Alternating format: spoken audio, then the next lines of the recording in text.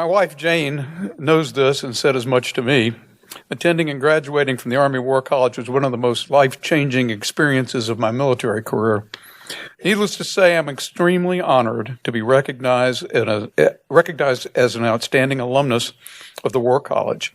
I would say that I am humbled, but I'm reminded of what the late Golda Meir, former Prime Minister of Israel, said to one of her subordinates, quote, "Don't be so humble, you're not that great."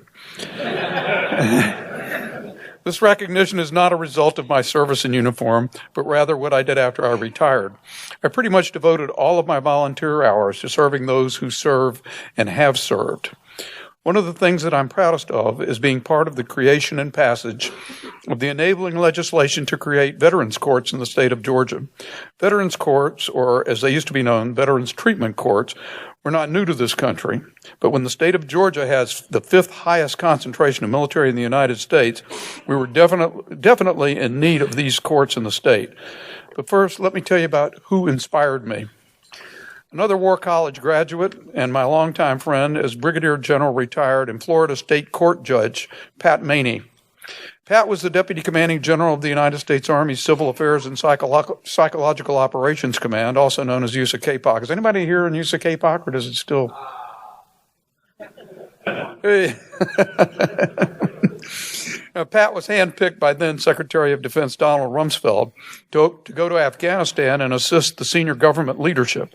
While he was there, a vehicle in which he was a passenger was blown up by an IED. Pat was evacuated ultimately to Walter Reed Army Medical Center for treatment of his physical wound, as well as traumatic brain injury. My wife and I were living in the D.C. area at the time, and my wife was a Red Cross volunteer at Walter Reed. She came home one day and told me that Pat was a patient there. We visited Pat and saw what bad shape he was in. His wife, Caroline, who was also a good friend, was staying with him. Pat was a patient at Walter Reed for almost 20 months. 18 months was for traumatic brain injury. Pat, with the assistance of the late Martin Hoffman, who was former Secretary of the Army, and of some other influential folks, was admitted to the George Washington University Hospital for hyperbaric oxygen therapy treatment. Then, and even to now, this type of therapy is not being used in the military for treatment of mild to moderate traumatic brain injury. Ultimately, Pat was discharged from Walter Reed, and he continued his therapy when he returned home to Florida. Pat resumed his job as a state court judge in Okaloosa County, Florida. He saw young veterans in court and ultimately created a veterans court there, which took these veterans out of the general accountability court population and into separate treatment court, over which he presided. Many of these veterans were homeless, alcoholics, or drug addicts, minor felons, and the like. He developed the minimum 18-month program that brought them into recovery, also leveraging VA resources. If successful, their arrest records were expunged and they were returned to being useful, law-abiding citizens in the community. Pat was honored by the state of Florida when they passed the T. Patterson-Maney Veterans Treatment Act that created veterans courts in the state of Florida.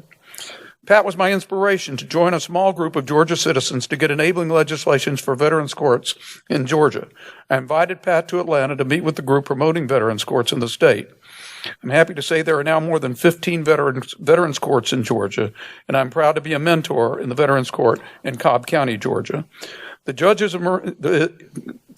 judge there is a Marine veteran, and we have a long list of veteran mentors serving his court.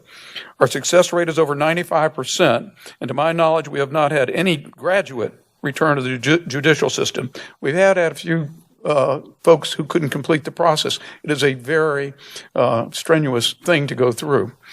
I also, as was mentioned, created a 501c3 nonprofit, the Bravo Victor Fund, which provides financial assistance to any, and this is a new word, I didn't even know it until I got in the Veterans Court, a mentee with emergency needs for funds.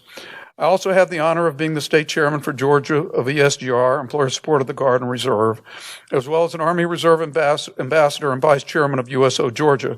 But I have to say that among all my volunteer jobs, I'm proudest of our veterans courts. Thanks to the Army War College Foundation for this recognition as an outstanding alumnus. It's an unexpected and greatly appreciated honor.